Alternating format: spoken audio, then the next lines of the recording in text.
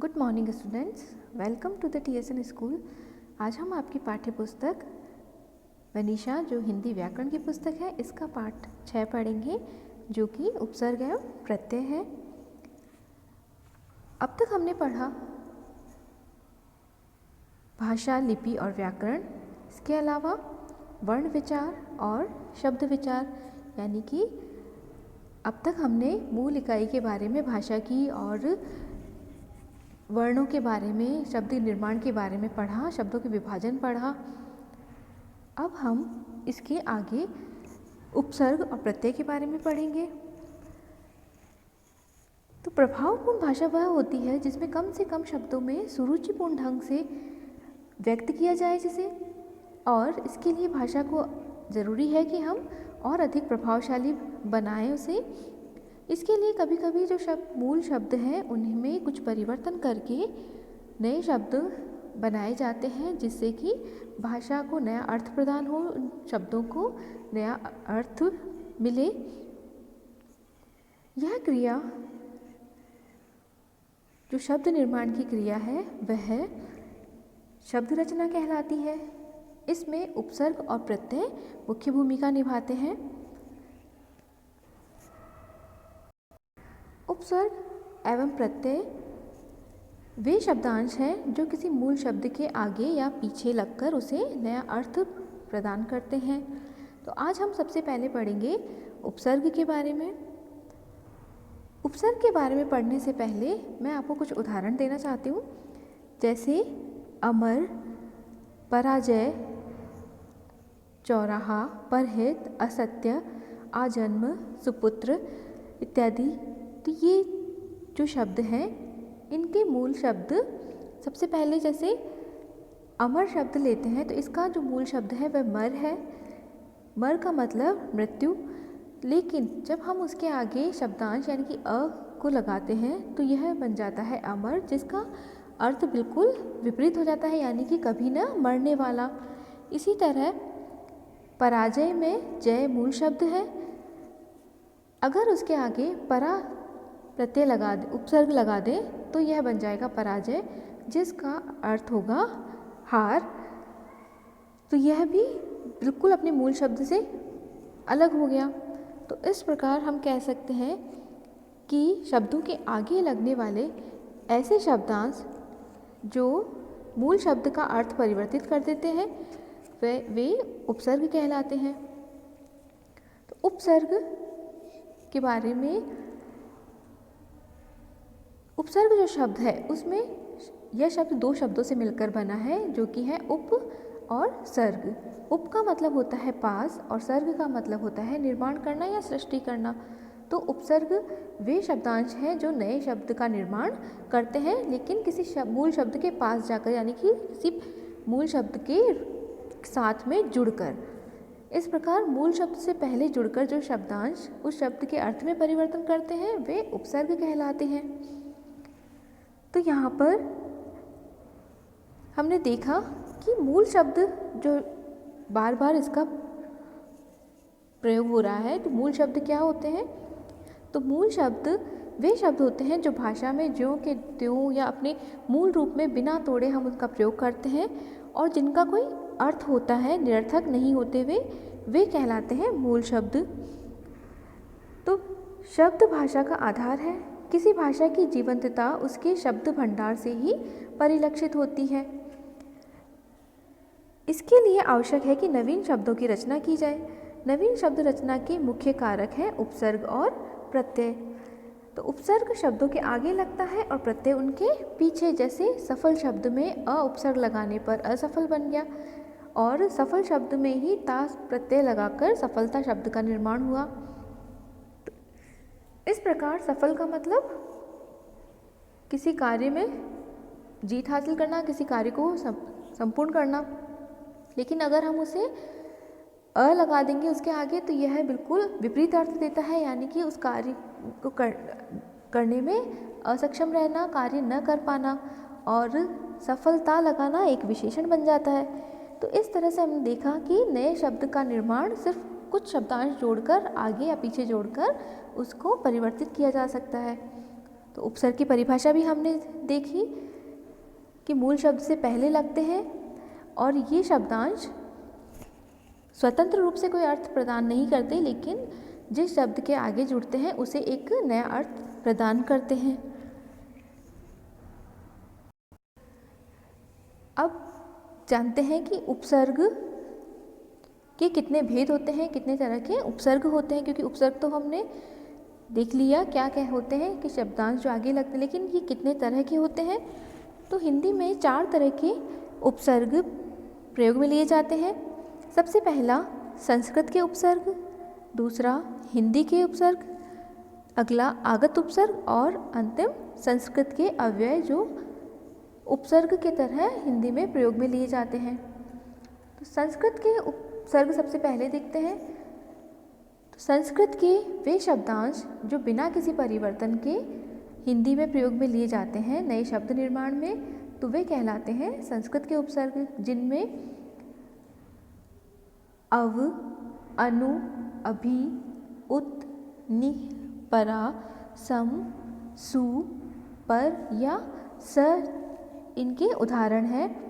जैसे अव लगाने से अव का अर्थ होता है बुरा या नीचे, और इस शब्दांश को लगाकर नए शब्द कैसे बनते हैं, जैसे गत के साथ में यदि अव लगाया जाए तो बन जाएगा अवगत, नति के साथ में अवनति और तरण के साथ अवतरण। इसी तरह से स का मतलब होता है साथ में, जैसे क्रिया के साथ में या क्री के साथ में जोड़ा जाएगा स तो यह बन जाएगा सक्रिय, और रस के साथ में जोड़कर सरस बन गया। इसी तरह सु लगाकर पुत्र के साथ सु जोड़ेंगे तो बन जाएगा सुपुत्र, और गम के साथ में जोड़कर सुगम, जिसका अर्थ होता है अच्छा या शुभ। इस प्रकार संस्कृत के शब्दांश से भी हिंदी में नए शब्दों का निर्माण होता है। अगला हिंदी के उपसर्ग। तो हिंदी के अ, उन, क या कु, नी, ओ इस तरह से उपसर्ग लगाकर शब्दांश इनको जोड़कर नए शब्द बनाए जाते हैं। उनका मतलब होता है एक कम, जैसे 19, 49, 59। इस प्रकार नए शब्दों का निर्माण होता है जो ये दर्शाता है कि उसमें एक कम है। जैसे 50 में एक कम तो 49, 60 में एक कम तो 59। इसी प्रकार ओ मतलब होता है हीन या निषेध, और गुण यानी विशेषता, और उसमें अगर यदि ओ लगा देंगे तो ये बन जाएगा अवगुण या अवगुण। इसी तरह कुछ ऐसे शब्दांश भी हैं जो दूसरी भाषाओं से हमारी हिंदी में आए हैं, जो कि आगत उपसर्ग कहलाते हैं, जिसमें पहला है अरबी फारसी के शब्द और अगला अंग्रेजी के उपसर्ग। तो अरबी फारसी से या उर्दू से जो शब्द हमारे हिंदी में प्रयोग में किए जाते हैं, जैसे बद, खुश, गैर, कम, सर, हम, दर, ये शब्द या शब्दांश लगाकर नए शब्द बनाए जाते हैं। जैसे खुश से खुशखबरी, खुशबू, खुशकिस्मत, हम से हम उम्र, हम पेशा, हमदम। इस तरह ये शब्दांश उर्दू या फारसी से लिए गए हैं। इसी तरह ऐसे शब्दांश भी हैं जो संस्कृत के हैं और जो अव्यय है संस्कृत के, वो उपसर्ग की तरह हिंदी में प्रयोग में लिए जाते हैं। अव्यय क्या होते हैं? तो अव्यय किसी भाषा के वे शब्द जो कि किसी भी परिस्थिति में, किसी भी स्थिति में, जैसे लिंग, वचन, कारक, काल इत्यादि के कारण परिवर्तित नहीं होते, उनमें कोई विकार उत्पन्न नहीं होता है, वे अव्यय शब्द कहलाते हैं। तो संस्कृत के ऐसे शब्दांश जो अव्यय है, जो परिवर्तित नहीं होते किसी भी परिस्थिति में, वे उपसर्ग के रूप में हिंदी में प्रयोग में लिए जाते हैं। इस तरह के अव्यय हैं संस्कृत के स यानी कि सहित, और इसे जोड़कर हिंदी में नए शब्द रचना की जाती है। जैसे श्रम के साथ में जोड़कर स जोड़कर सश्रम बना, हर्ष के साथ जोड़ा तो सहर्ष बना, जिसका अर्थ होता है कि हर्ष के साथ। इसी तरह पुनः का मतलब होता है फिर, और इस शब्द को जोड़कर हिंदी में नए शब्द बनाए, जैसे पुनर्जन्म, पुनरागमन, पुनर्विवाह। तो ये शब्दांश संस्कृत के अव्यय हैं, लेकिन हिंदी में इनको उपसर्ग की तरह प्रयोग में लिया जाता है। आगत में अंग्रेजी के उपसर्ग का भी हम प्रयोग में लेते हैं, जैसे वाइस, सब, हेड, चीफ, हाफ। इनको वाइस प्रिंसिपल के साथ में जोड़कर वाइस प्रिंसिपल, कलेक्टर के साथ सब कलेक्टर, क्लर्क के साथ हेड क्लर्क, मास्टर के साथ हेड मास्टर, मिनिस्टर के साथ चीफ जोड़कर चीफ मिनिस्टर। तो इस तरह से इंग्लिश के या अंग्रेजी के भी कुछ शब्दांश हैं जिन्हें हम हिंदी के साथ जोड़कर नए उपसर्ग बना देते हैं।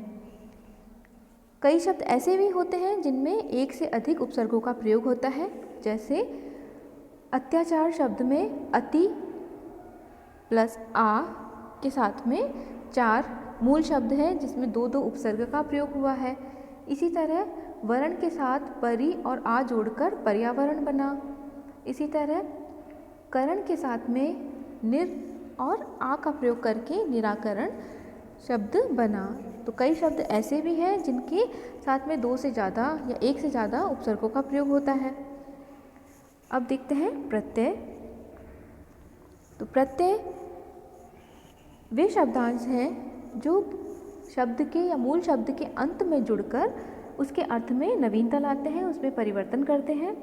इस बदलाव से उनके अर्थ में परिवर्तन हो सकता है, अतः इन्हें प्रत्यय कहा जाता है। तो इसकी परिभाषा के रूप में तो वे शब्दांश या शब्द के अंत में जुड़कर उसके अर्थ में परिवर्तन लाते हैं, वे प्रत्यय कहलाते हैं। जैसे पढ़ के साथ में आकू शब्दांश जोड़कर पढ़ाकू बना, दयालु के साथ में ता जोड़कर दयालुता बनाया, लिखावट को मिलाकर लिखावट, लिख के साथ में आवट मिलकर लिखावट बना, और शेर के साथ में नी को जोड़कर शेरनी बनाया। तो इसी तरह से जिस तरह उपसर्ग के भेद हैं उसी तरह प्रत्यय के भी भेद हैं। ये 2 तरह के होते हैं, कृत प्रत्यय और तद्धित प्रत्यय। कृत प्रत्यय वे शब्दांश हैं जो धातुओं के अंत में लगकर संज्ञा, विशेषण, अव्यय बनाने वाले प्रत्यय को कृत प्रत्यय कहते हैं। यहाँ मैंने बोला धातु, तो धातु क्या होता है? क्रिया के मूल रूप जैसे लिखना, पढ़ना, खाना का जो मूल रूप है लिखना का लिख, पढ़ना का पढ़, खाना का खा, तो ये जो मूल रूप है ये कहलाते हैं धातु।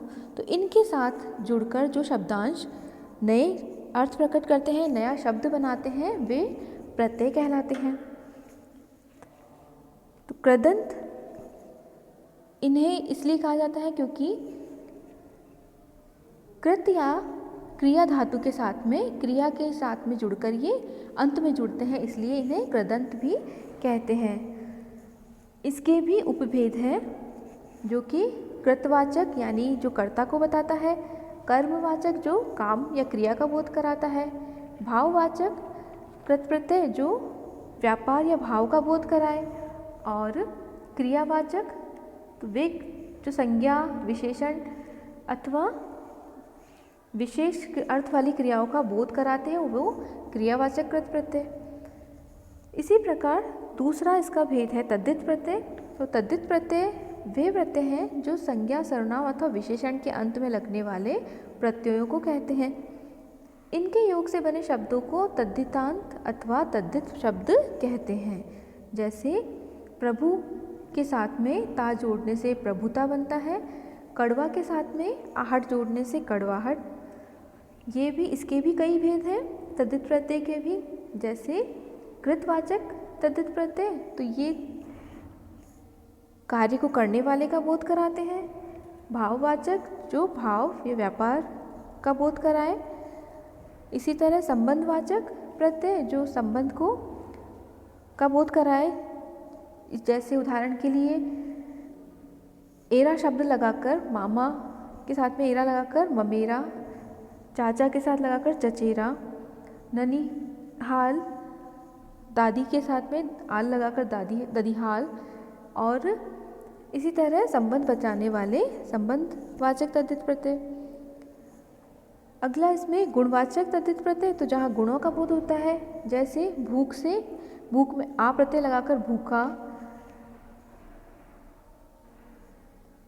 रूप के साथ में वान लगाकर रूपवान, भाग्य के साथ शाली लगाकर भाग्यशाली। इस प्रकार गुणों का बोध कराने वाले प्रत्यय गुणवाचक तद्धित प्रत्यय कहलाते हैं। कुछ स्त्रीवाचक प्रत्यय होते हैं जो कि स्त्रीलिंग बना देते हैं शब्दों को, जैसे बाल के साथ में आ लगाकर बाला, शिष्य के साथ आ लगाने से शिष्या। इसी तरह धोबी के साथ में इन लगाकर धोबिन, मालिनी के साथ में इन लगाने से मालिन, गायक के साथ में ईका लगाने से गायिका, लड़का के साथ ई प्रत्यय जोड़ने से लड़की। इसी तरह स्त्रीवाचक शब्द बनाने वाले प्रत्यय स्त्रीवाचक कहलाते हैं। इस प्रकार हमने देखा कि वे शब्दों के अंत में लगने वाले शब्दांश प्रत्यय कहलाते हैं। इनका पृथक रूप से प्रयोग नहीं किया जाता, स्वतंत्र रूप से इनका कोई अर्थ नहीं होता है। इस प्रकार उपसर्ग और प्रत्यय वे शब्दांश हैं जो शब्दों को, मूल शब्दों को नया अर्थ प्रदान करते हैं, उनके अर्थ में परिवर्तन करते हैं और स्वतंत्र रूप से इनका कोई अर्थ नहीं होता, स्वतंत्र रूप से इनका प्रयोग नहीं होता है। इसके अलावा उपसर्ग और प्रत्यय में मुख्य भेद यह है कि उपसर्ग मूल शब्द के पहले लगते हैं जबकि प्रत्यय मूल शब्द के बाद में। अब आपकी कुछ ऐसे भी शब्द हैं जिनमें उपसर्ग और प्रत्यय दोनों का प्रयोग होता है, जैसे समाज के साथ में अ उपसर्ग और इक प्रत्यय लगाकर असामाजिक बना, करण के साथ में अनु उपसर्ग और ईय प्रत्यय लगाकर अनुकरणीय बना। इसी तरह से कई सारे शब्द ऐसे होते हैं जिनमें दोनों का प्रयोग हो सकता है और कई ऐसे शब्द भी होते हैं जिनमें दो दो प्रत्ययों का प्रयोग होता है या दो उपसर्गों का प्रयोग भी किया जाता है।